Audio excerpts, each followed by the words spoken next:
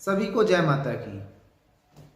आज हम बात करेंगे अपने जीवन के एक और महत्वपूर्ण विषय पर, जिसे हमें अपने जीवन में हमेशा ढाल के रखना चाहिए, उसे साथ लेकर चलना चाहिए और हर व्यक्ति को, चाहे उसके पास थोड़ा ही समय हो, इन क्रियाओं के लिए देना चाहिए। उसी में एक महत्वपूर्ण क्रिया है योग की। योग एक ऐसी क्रिया है जो हमारे अंदर सारी चीज़ों का बैलेंस बनाती है, हमें एक सही जीवन जीने का कॉन्फिडेंस देती है। क्योंकि योग सिर्फ आप यूँ नहीं कह सकते हैं कि योग करने से हमारा शरीर स्वस्थ रहता है।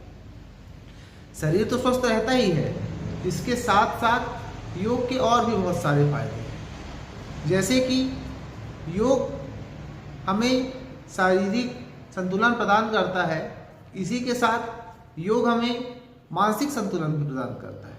अगर हम निरंतर किसी क्रम को कर रहे हैं, योग हमारे जीवन से जुड़ा हुआ है, अपने समय अनुसार आपके पास जो समय है उस समय के हिसाब से आप उन क्रियाओं को कर सकते हैं। तो अगर आपके जीवन में निरंतर योग जुड़ा हुआ है तो शारीरिक के साथ साथ आपका मेंटल कैपेसिटी भी बढ़ती है।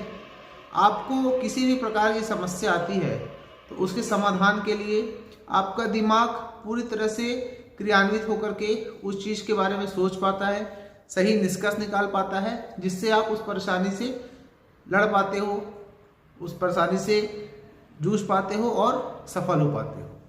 इसी के साथ साथ योग का एक आध्यात्मिक महत्व है। हमारे जीवन में अध्यात्म का बहुत बड़ा महत्व है, क्योंकि हम जिस भी धर्म के हैं, अगर हम हमारे धर्म को सही रूप से जानते हैं, उसके बारे में हमने पढ़ा है या हमने सीखा है या हम वैसा जीवन जी रहे हैं, तो कहीं ना कहीं हमें सही और गलत में फ़र्क करने में बहुत आसानी होती है।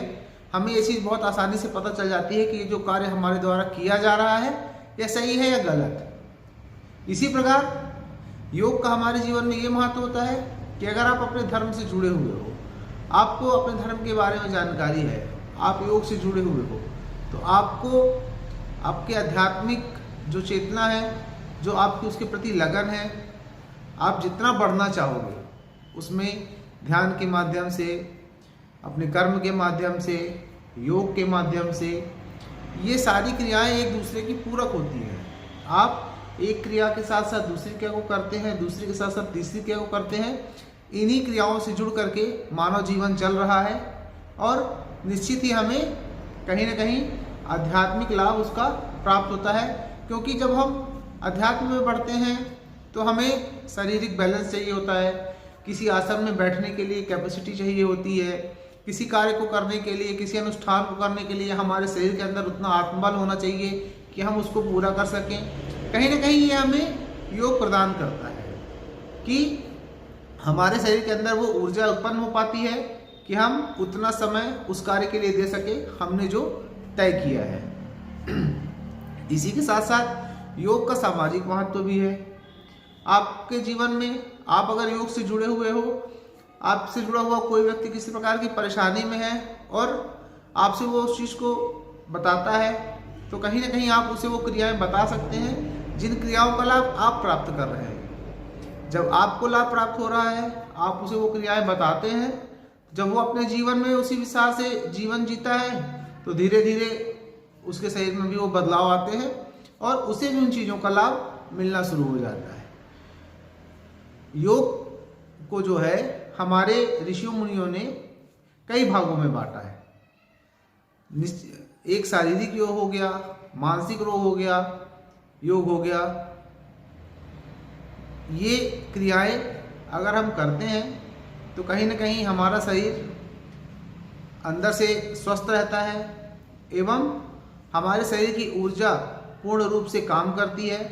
हमारे अंदर जो बैठी चेतना है वो पूर्ण सक्रिय रहती है और हमें हर कार्य को करने के लिए एक हमारा जो सिक्स सेंस जिसे हम कहते हैं कि हर व्यक्ति को ये आभास हो जाता है कि मैं जो काम कर रहा हूँ वो सही है या गलत, हम इसका आंकलन कर पाते हैं और उस आंकलन के आधार पर ही उस काम को करने की कोशिश करते हैं। जब हमें यह लगता है कि ये कार्य सही है तो हम अपनी पूर्ण क्षमता के साथ उस कार्य को करते हैं। अगर हमें ये लगता है कि नहीं, ये जो कार्य किया जा रहा है ये कहीं ना कहीं गलत हो रहा है, तो फिर हम कोशिश करते हैं उस चीज़ से हम अपने आप को दूर रख सके, उससे दूर रहे, ताकि उसका प्रभाव हमारे जीवन पे ना पड़े। जैसे कि एक उदाहरण के लिए आप समझ सकते हो कि एक 4 दोस्तों का ग्रुप है, वो कहीं घूमने जाने का या कोई भी काम करने का एक निर्णय लेते हैं।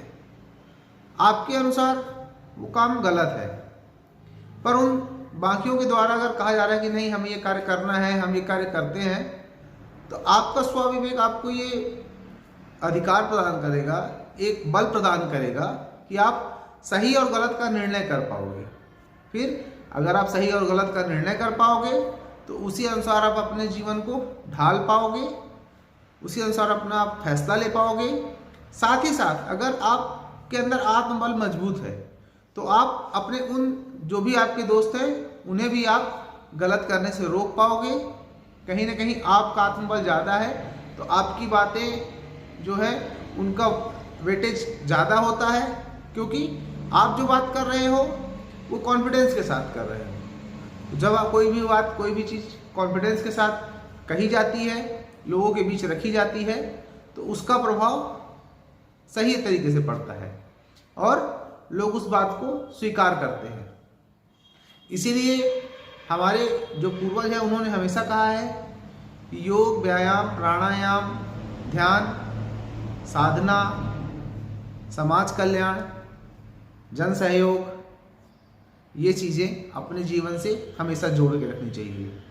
अगर आप इन सारी चीज़ों का समागम अपने अंदर सही तरीके से करते हैं तो कहीं ना कहीं आप समाज में एक प्रतिष्ठा को प्राप्त करते हैं, एक बैलेंस्ड लाइफ जीते हैं, जिसे जीने भी मज़ा आता है और समाज के बीच हम एक उदाहरण के तौर पर पेश होते हैं कि लोगों को लगता है कि नहीं, इनके द्वारा जो कार्य किया जा रहा है या जो कहा जा रहा है ये व्यक्ति सही बात करता है और समाज उस बात को स्वीकार करता है। इसलिए योग को अपने जीवन में जोड़ के रखें, जो आपको शारीरिक बल के साथ साथ मानसिक बल, आध्यात्मिक बल एवं सामाजिक प्रतिष्ठा भी प्रदान करता है।